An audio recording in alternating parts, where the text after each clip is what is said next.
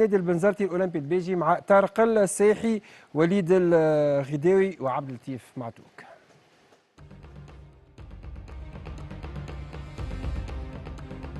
علاقة كبيرة تربط النادي البنزرتي والأولمبي البيجي، وخاصة جماهير الزوز فرق. أنا اسمي آمن الله ونحب الأولمبي البيجي ونعيش في بنزرت. سلام عزيز مرحبا بك في بنزرت.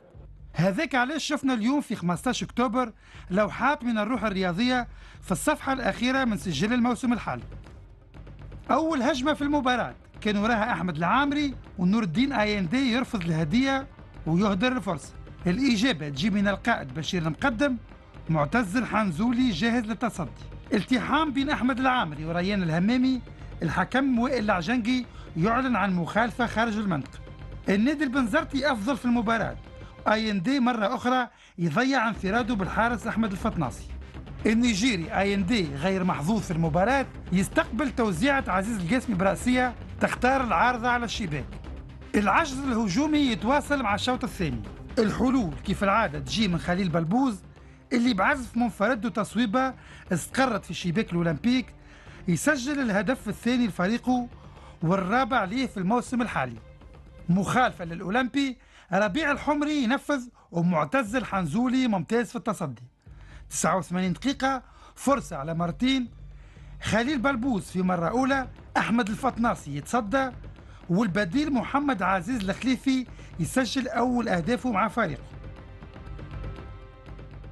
هدف كاد يتحول للثنائية بالنسبة ليه والفطناصي يتألق في وضعية وجه لوجه.